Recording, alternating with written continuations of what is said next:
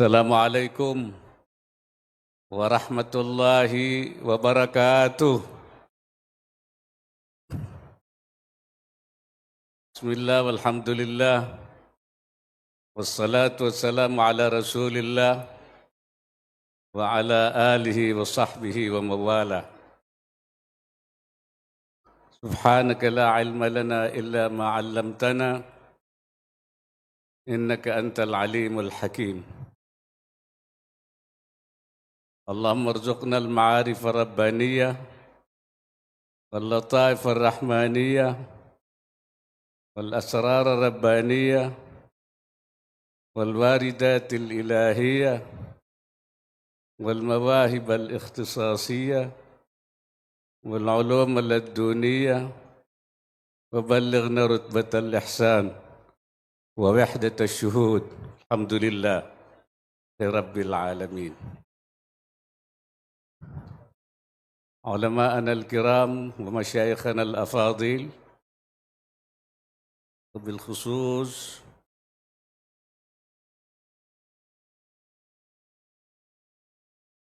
keluarga besar Al-Maghfurlah Pak Kiai Haji Bisri Samsuri,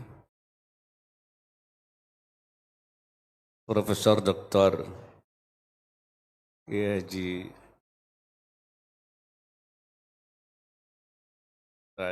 Agil Siraj, yang belum datang, Al-Habib Omar Bahar,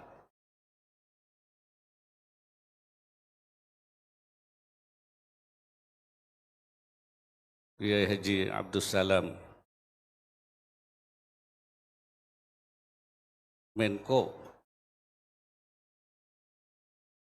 Pemberdayaan Masyarakat Dr.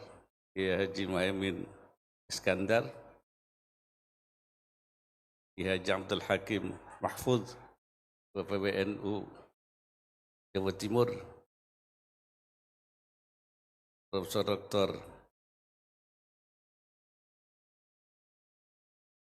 Abdul Halim Iskandar, Kiai Haji Abdul Asib Wahab, Kiai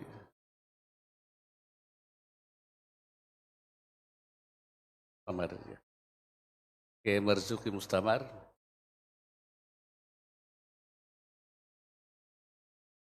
dan para ulama, hadirin hadirat yang saya muliakan.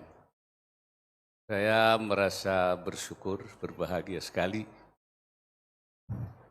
berada di tempat ini, tempat yang sangat bersejarah, karena di tempat ini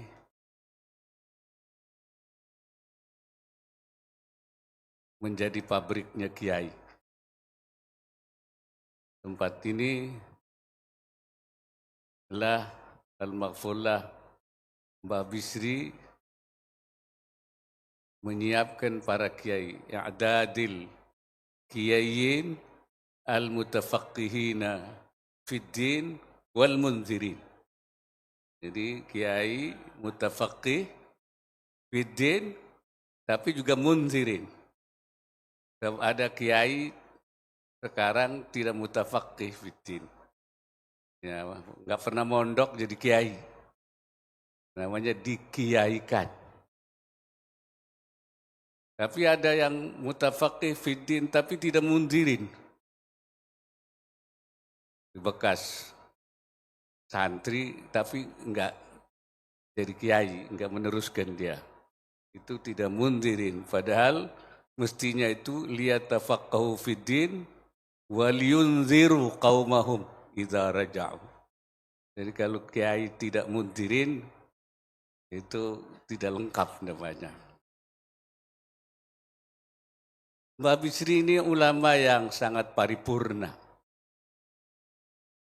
Jarang menemukan ulama separipurna beliau.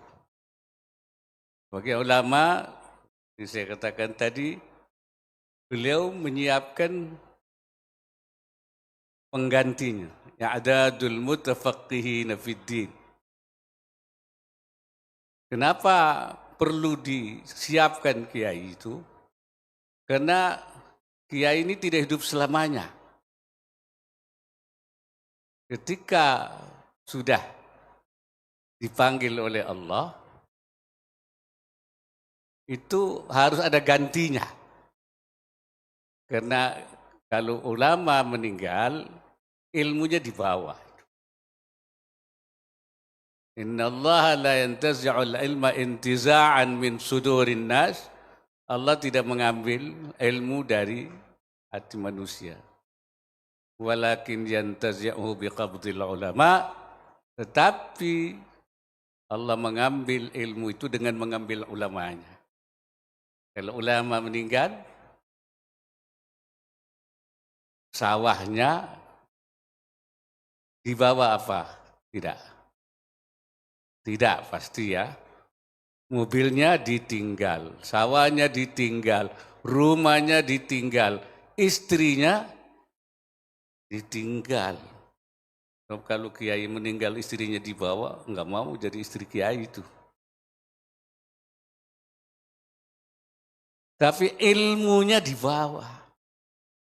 Nah, kalau sampai tidak ada penggantinya, hatta idza lam yabqa alimun, ittakhadhan nas ru'usan juhala. Kalau tidak tersisa seorang alim, maka orang akan mengambil pemimpin orang bodoh-bodoh, juhala.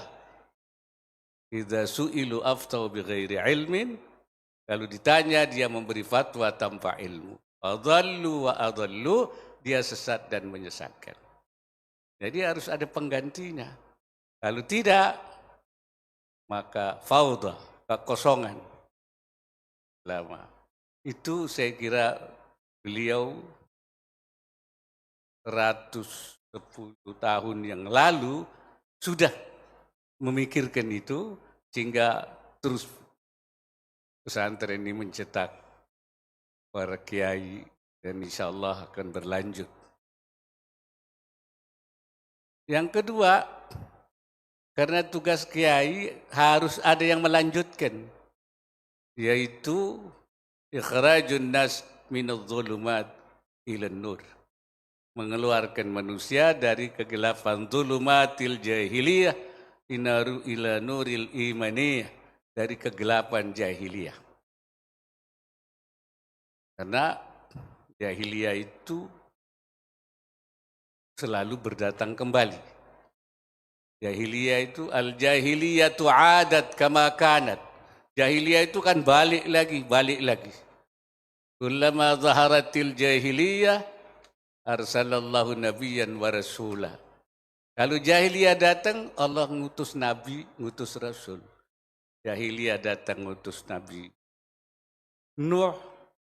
Jahiliyah datang ngutus Nabi Ibrahim, Nabi Musa, datang lagi Nabi Isa, datang lagi Nabi Muhammad, datang lagi jahiliyah, tidak ada Nabi.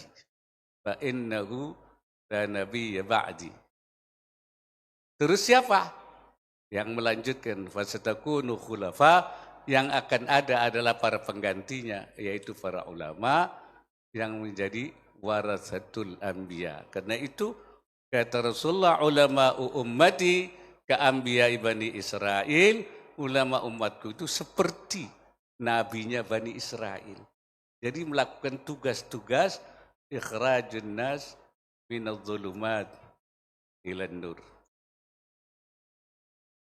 Hadirin sekalian, dalam menghadapi berbagai hal untuk melaksanakan misi atau khatwah nabawiyah, itu tidak mudah dan tidak cukup sendirian. Itulah sebabnya beliau selain i'dadul mutafaqqihina wal munzirin, beliau ini juga bersama dengan Hadratus Syekh Hashim Asy'ari, Hadratus Syekh Wahab Hasbullah, tadi sudah diceritakan, juga mendirikan organisasi untuk menyatukan para ulama. Menggabungkan melalui organisasi yang namanya Nahdlatul Ulama. Dalam menghadapi berbagai tantangan itu harus ada kebersamaan. Dibentuklah Nahdlatul Ulama untuk menyatukan semua. Tauhidul kalimah, menyatukan kalimah. Tauhidus sufuf, menyatukan saf, barisan. Tauhidul ara, menyatukan pendapat. Wa tauhidul harakah, menyatukan gerakan. Disatukan. Jadi NU itu sebenarnya untuk menjadikan ulama menjadi satu kekuatan besar dalam rangka melaksanakan tugas risalah nabawiyah atau khatwah nabawiyah. Hadirin sekalian. Jadi beliau itu bersusah payah menyatukan ulama-ulama senusantara. Karena apa? Kalau sendiri-sendiri tidak bisa. Bareng saja, disatukan saja tidak mudah, apalagi sendiri-sendiri. Nah, yang justru saya khawatirkan kita ini mengalami semacam distorsi. Ya, hilangnya kesatuan pendapat, kesatuan gerak itu. Jangan-jangan kita sudah masuk dalam mutafarriqina wa mukhtalifina. Sudah berpisah-pisah, sudah berselisih-selisih. Ya, satu sama lain. Syekh Nawawi Al-Bantani ketika menafsiri la takunu kalladzina tafarraqu wakhtalafu, kamu jangan seperti mereka para pendeta Yahudi yang tafarraqu, berpisah-pisah, wakhtalafu dan berselisih. Syekh Nawawi mengatakan tafarraqu bil udwan, berpisah dengan permusuhan. Bermusuhan satu sama lain. Wakhtalafu dan berselisih fiddin. Au tafarraqu bil abdani. Mereka berpisah dalam fisiknya. Bi ansara kullu wahidin minhum ra'isan fi baladin.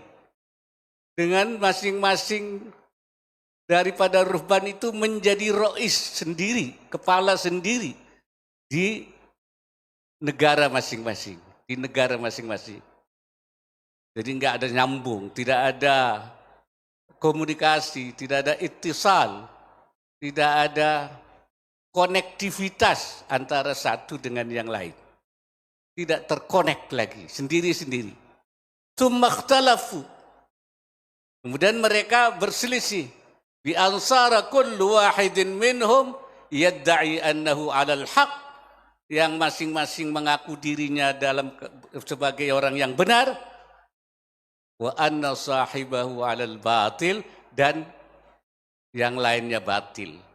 Jadi mereka sudah seperti itu, masing-masing jadi rais di negaranya, kemudian masing-masing mengaku paling benar, yang lain salah, tidak terkonek masing-masing. Dan Syekh Nawawi mengutip pendapatnya Imam Fakhrur Razi, sahib tafsiril kabir, kata beliau, "Lau ansafta alimta anna aktsara ulama'i hadzal zaman mausufun bitilka sifah." Lalu kamu perhatikan dengan seksama, kamu tahu bahwa ulama kita zaman sekarang ini kebanyakan sifatnya seperti itu. Sifatnya apa?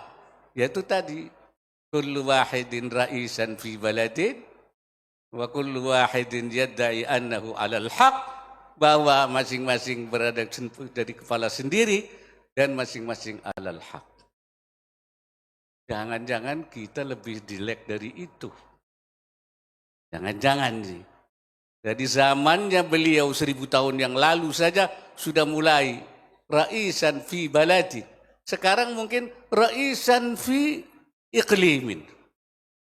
Wa ra'isan fi qaryatin, malah jadi rais sendiri di kampung-kampung sendiri. ngambil keputusan sendiri, berpikir sendiri, ya. Kemudian sudah masing-masing mengaku benar sendiri. Antara satu sama lain sudah perbedaan-perbedaan mengambil keputusan. Ya. Bahkan raisan fi ma'hadin, banyak yang sudah rais di pondok-pondok sendiri, enggak nyambung. Padahal dulu Mbah Bisri, Mbah Kampasim, menyatukan. Ini enggak, sendiri-sendiri. Malah melepaskan diri daripada kesatuan, kebersamaan. Nah, jadi makin lemah keadaannya. Jadi sudah ikhtilaf dalam berbagai pendapat masing-masing. Tidak ikut dalam rombongan-rombongan ulama yang benar, yang harus diikuti. Ada juga yang mengatakan, tapi kan ikhtilafu ummati itu rahmatun. Perbedaan umatku itu rahmat. Ya, perbedaan rahmat, tapi dalam hal apa? Yang jadi rahmat itu hal apa? Kalau pendapat hal-hal yang strategis, al-ara wal hurub, itu kata Imam Subuki, itu tidak boleh berselisih. Al-ikhtilaf fil ara wal hurub, dalam pandangan-pandangan yang strategis dan perang, itu beliau mengatakan la syakka, ya hadza la syakka haramun aidan. Jadi beliau mengharamkan perbedaan pendapat yang strategis dan dalam perang, ya, seperti perbedaan di dalam usul. Di usul itu tidak boleh, dalam hal yang pokok agama tidak boleh, maka fil ara wal hurub juga itu menjadi sesuatu yang diharamkan, kata Imam Subki. Wa ilaihi yushiru qawlu sallallahu alaihi wasallam li Mu'adzin wa Abi Musa lamma ba'athahuma ilal Yaman. Ini diisyaratkan oleh Nabi dengan ucapannya kepada Mu'adz bin Jabal dan Abi Musa al-Ash'ari ketika mengutus keduanya ke Yaman. Apa kata Rasulullah? Tatawa'a wa la takhtalifa. Kamu harus saling mentaati, harus menyatu. Wa la takhtalifa, jangan berselisih. Dalam hal menghadapi dakwah, menyampaikan pesan risalah nabawiyah, itu tidak boleh ikhtilaf di situ. Tatawa'a wa la takhtalifa.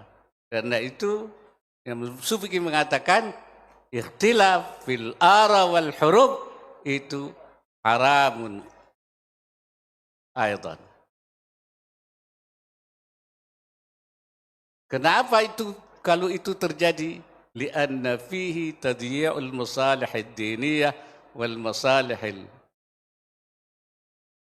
dunyawiyah. Jadi maslahat duniawi, maslahat dini, agama, semuanya akan sirna, semuanya akan tadyi' kalau tidak terjadi kesatuan, kesamaan. Jadi nanti amburadul semuanya, berantakan semuanya. Karena tidak tatawa'a wala takhtalifa. Ini saya kira pelajaran yang penting kita renungkan. Ya. Karena itu mari kita bangun kembali hubungan antar ulama, kita sambung sekali. Jangan sampai ulama ini menjadi terpecah-pecah. Sendiri-sendiri berjalan seperti yang digambarkan, yaitu oleh para ulama, Imam Fakhrul Razi dan sebagainya itu. Jadi membangun kembali konektivitas para kiai, supaya peran sentral para ulama itu kembali seperti dulu yang pernah dilakukan oleh Hadaratul Syekh As-Sabiqun Al-Awwalun, Mbah Hashim, Mbah Wahab, Mbah Bisri ini. Jadi di dalam satu komando. Jangan sampai kalau komando dari atas A semua, di bawah A semua. Sekarang di atas A, di bawahnya A, B, C, D, E, F, G, H, I, macam-macam. Artinya tidak ada kesatuan suara, tidak ada tauhidul kalimah, tidak ada tauhidul sufuf, tidak ada tauhidul ara, dan tidak ada tauhidul harakah. Ini saya pikir hal yang mungkin penting dalam pelajaran kita pada hari ini, bagaimana menyatukan kembali seluruh jaringan kiai ini menjadi satu barisan, satu dalam berbagai hal. Hadirin sekalian, ternyata beliau juga tadi saya diberitahu, bukan hanya bukan cuma hanya alim, alama, al-arif billah. Beliau juga sebagai seorang yang tadi i'dadul mutafaqqihin. Beliau juga seorang yang al-munhid. Ya, munhid itu membangkitkan, menggerakkan para ulama melalui Nahdlatul Ulama. Ternyata beliau juga seorang politisi. Iya, politisi, beliau anggota DPR dulu ya. DPR RI, politisi. Jadi beliau dari mulai NU ikut dimasyumi politiknya. Kemudian NU jadi partai sendiri. Ya 52, ya betul. Kemudian dititipkan. Jadi beliau ikut selain ulama, menyiapkan santri, menggerakkan para ulama, tapi juga kesadaran politik beliau tinggi sekali. Karena apa? Karena ulama itu kan kerjanya memberi sibghah, memberi warna. Warna, sibghah, mewarnai masyarakat. Sibghah itu nyelup, bahasa Jawanya nyelup ya. Wantek, iya, memberi warna. Warna apa yang diberi para ulama itu? Sibghatallah, sibghanya Allah. Wa man ahsanu minallahi sibghah. Mana sibghah yang lebih baik dari sibghah Allah? Tidak ada warna yang. Nah, kerja ulama itu adalah memberi sibghah. Sibghah rabbaniyah, sibghah ilahiyah, sibghah tasyri'iyah. Itu yang dikerjakannya. Melalui apa? Melalui berbagai kegiatan. Dakwah, pendidikan, ya kan? Bahkan juga ekonomi. Ekonomi pun harus disibghah. Supaya ekonominya menjadi ekonomi yang Rabbani, ya manhajnya manhaj Rabbani. Ya, jangan sampai ekonomi ini ekonomi jahiliyah. Riba itu kan amalan jahiliyah. Riba itu amalan jahiliyah dulu. Wa abtalahu Allah wa harramah, dibatalkan oleh Allah dan diharamkan. Ya, kemudian balik lagi seperti biasanya jahiliyah, al jahiliyatu adat kama kanat. Balik lagi dan mewarnai, maka kita beri sibghah juga ekonomi yang rabbani, ya, iqtisad yang rabbani, yang ala manhajin rabbaniin ilahiyin. Tapi juga melalui apa? Melalui politik. Nah, sekarang banyak orang yang kehilangan kesadaran politiknya. Kiai banyak yang kehilangan kesadaran politiknya. Katanya politik itu bukan urusannya kiai. Kiai itu baca doa, ngaji, dakwah, jampe-jampe, sembur-sembur.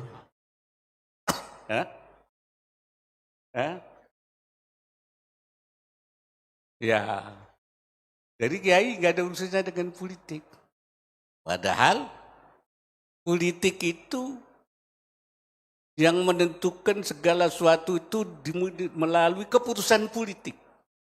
Undang-undang keputusan politik, kebijakan keputusan politik, ekonomi keputusan politik. Naik apa? Pak Muhaimin? Naik BPN keputusan politik. Ya kan begitu kan? Semua keputusan politik.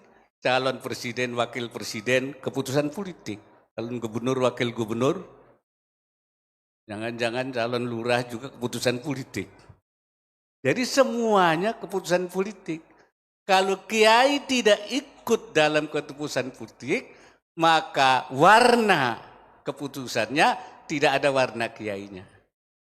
Tidak ada sabgah kiainya, enggak ada warna kiainya. Warnanya bukan kiai saja. Nah, oleh karena itu maka kiai harus ambil bagian di dalam kehidupan perpolitikan nasional. Mbah Bisri itu sampai wafatnya juga beliau merupakan tokoh politik. Nah, ini sekarang kok malah mengharamkan politik. Jadi saya ikut Mbah Bisri saya. Saya ikut Mbah Bisri ini. Terus memberi warna sibghah rabbaniyah, sibghah ilahiyah di dalam perpolitikan. Dengan politik kita memberikan warna kehidupan keagamaan. Dan itu yang dulu oleh Hadratus Syekh Hasyim Asy'ari dinyatakan keprihatinannya. Beliau mengatakan, laqad dha'ufat ar-ruhud diniyah fil alami siyasi al-Indonesi bal kadat tamutu fi hadhil ayyamil akhirah. Telah melemah jiwa keagamaan ar-ruhud diniyah fil alami siyasi al-Indonesi di dalam dunia perpolitikan Indonesia bal kadat tamutu fi hadhil ayyamil akhirah, bahkan hampir mati pada akhir-akhir ini. Ruh diniyah dalam alam siasi Indonesia hampir mati. Itu yang harus dihidupkan kembali, ihya'u ar-ruhid diniyah fil alam siasi al-Indonesi. Kita harus menghidupkan kembali jiwa keagamaan ruhud diniyah dalam dunia perpolitikan Indonesia. Karena itu beliau orang ulama, al-alim, al-alama, al-arif billah, orang yang menggerakkan ulama, al-munhidul ulama. Beliau juga ternyata seorang siasi. Ya, tentu politik kiai bukan kiai politik. Ya. Apa bedanya? Kalau politik kiai itu politiknya ikut kiai. Kalau kiai politik, kiai ikut politik. Ya, beda. Jadi ala politik ala manhajin kiaiin. Menurut manhajnya para kiai. Untuk apa? Untuk liislahil ummah. Untuk liislahil jami', untuk kemaslahan seluruhnya. Ya, tentu saja dalam kerangka tadi disebut bahwa Bisri tetap sebagai pejuang bangsa dalam rangka fil mitsaqil watani, dalam kerangka kesepakatan nasional kita sebagai bangsa. Itu kesepakatan Pancasila, Undang-Undang Dasar 45, NKRI, itu bagian dari al-mitsaqul watani. Apa yang kita lakukan sibghah itu, sibghah rabbaniyah itu di dalam rangka kesepakatan nasional fil mitsaqil watani. Hadirin sekalian, barangkali itu saja sedikit hal yang mungkin saya bisa menangkap apa yang saya lihat dari sosok beliau yang seperti saya bilang paripurna dan jarang dimiliki oleh ulama-ulama yang lain. Tidak banyak ulama seperti beliau yang memiliki segi-segi yang semua hal ada pada beliau. Mudah-mudahan keteladanan beliau, uswah beliau, qudwah beliau dapat kita ikuti, dapat kita tiru di dalam rangka pengabdian kita kepada Allah, kepada bangsa, dan kepada negara. Aqulu qawli hadza wa astaghfirullahal azim. In uridu illa al-islah wa ma taufiqi illa billah. Hadanallahu wa iyyakum ajma'in ila aqwamit thariq. Wallahul muwaffiq ila aqwamit thariq. Wassalamualaikum warahmatullahi wabarakatuh.